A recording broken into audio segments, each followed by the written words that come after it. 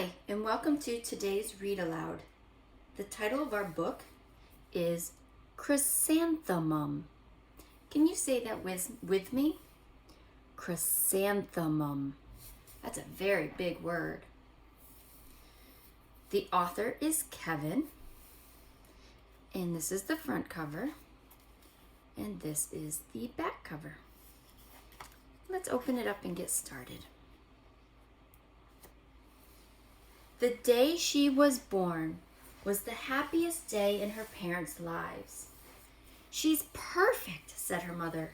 "Absolutely," said her father. And she was.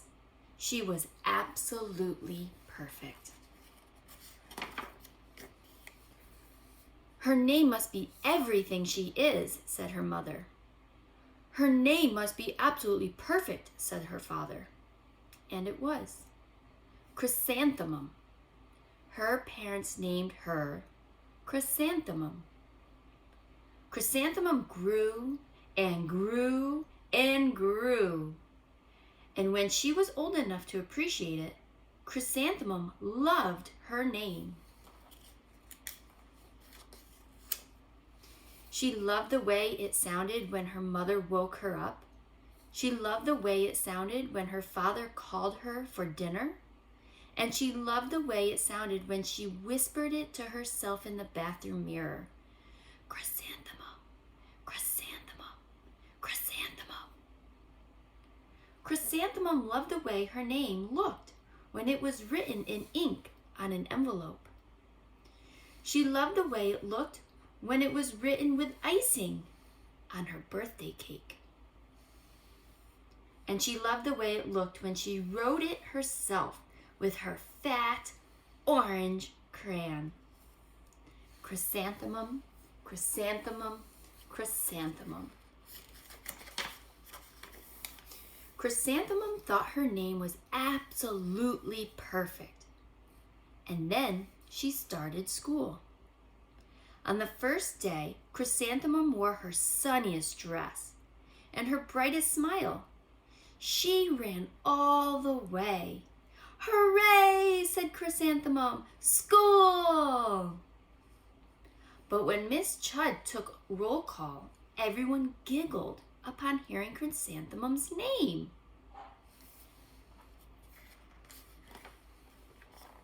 "It's too long," said Joe. "It scarcely fits on your name tag," said Rita, pointing. "I'm named after my grandmother," said Victoria. "You're named after a flower." Chrysanthemum wilted. That means she felt really sad. She did not think her name was absolutely perfect. She thought it was absolutely dreadful.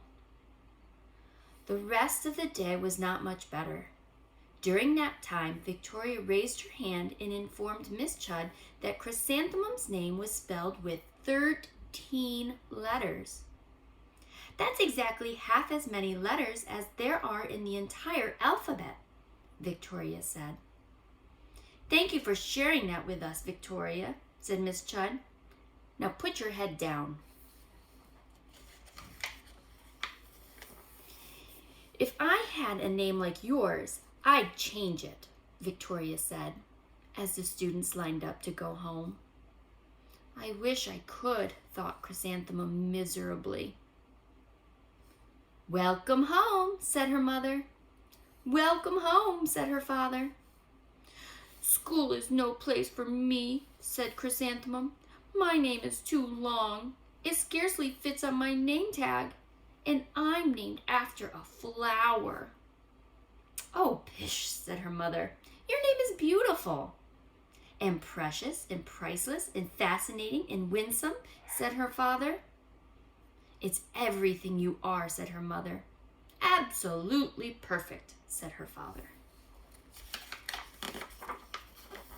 Chrysanthemum felt much better after her favorite dinner, macaroni and cheese with ketchup, and an evening filled with hugs and kisses and parcheesi. That night, Chrysanthemum dreamed that her name was Jane. It was an extremely pleasant dream. See her little smile? The next morning, Chrysanthemum wore her most comfortable jumper. She walked to school as slowly as she could. She dragged her feet in the dirt. Chrysanthemum, chrysanthemum, chrysanthemum, she wrote. She even looks like a flower, said Victoria, as Chrysanthemum entered the playground. Let's pick her, said Rita, pointing. Let's smell her, said Joe. Chrysanthemum wilted. She did not think her name was absolutely perfect. She thought it was absolutely dreadful. The rest of the day was not much better. During nap time, Victoria raised her hand and said, "A chrysanthemum is a flower. It lives in a garden with worms and other dirty things." "Thank you for sharing that with us, Victoria," said Miss Chudd. "Now put your head down." "I just cannot believe your name," Victoria said as the students lined up to go home. "Neither can I," thought Chrysanthemum miserably. Oh, poor Chrysanthemum.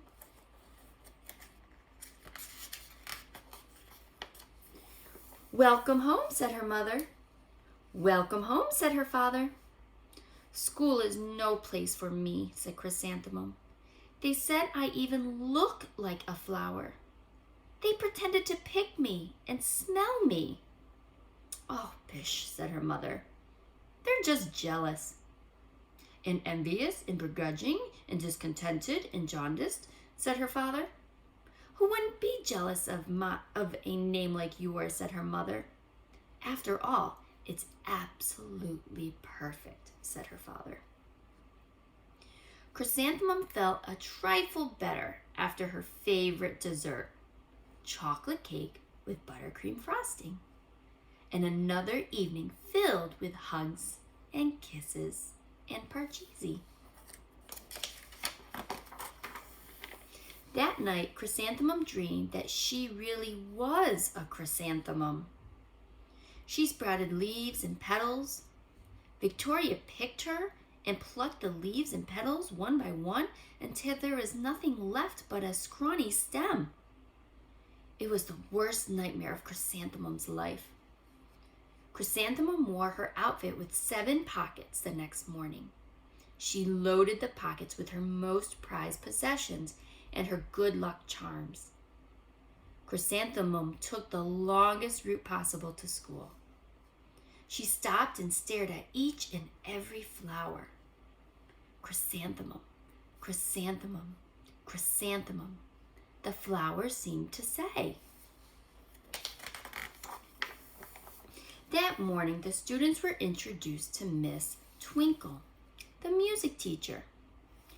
Her voice was like something out of a dream, as was everything else about her. The students were speechless. They thought Miss Twinkle was an indescribable wonder. They went out of their way to make nice impressions. Miss Twinkle led the students in scales. Then she assigned roles for the class musical. Victoria was chosen as the dainty fairy queen. Rita was chosen as the spiffy butterfly princess. Joe was chosen as the all-important pixie messenger. And Chrysanthemum was chosen as a daisy.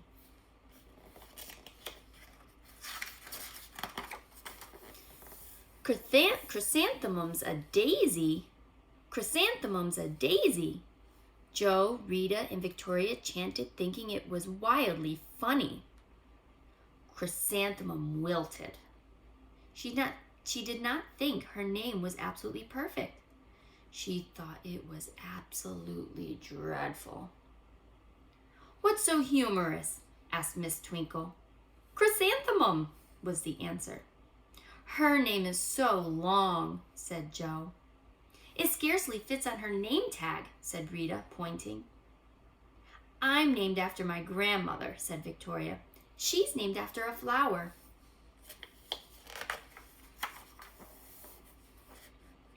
"My name is long," said Mrs. Twinkle. "It is?" said Joe. My name would scarcely fit on a name tag, said Miss Twinkle. It would, said Rita, pointing. And, said Miss Twinkle, I'm named after a flower too. You are? Said Victoria. Yes, said Miss Twinkle. My name is Delphinium. Delphinium Twinkle.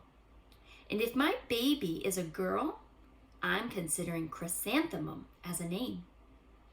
I think it's absolutely perfect. Chrysanthemum could scarcely believe her ears. She blushed, she beamed, she bloomed. Chrysanthemum, chrysanthemum, chrysanthemum. Look how happy she is. Joe, Rita, and Victoria looked at Chrysanthemum longingly. Call me Marigold, said Joe. I'm Carnation, said Rita, pointing. My name is Lily of the Valley, said Victoria. Those are all names of flowers. Marigold, Carnation, and Lily of the Valley. They just wanted to be called flowers like them. Chrysanthemum did not think her name was absolutely perfect. She knew it.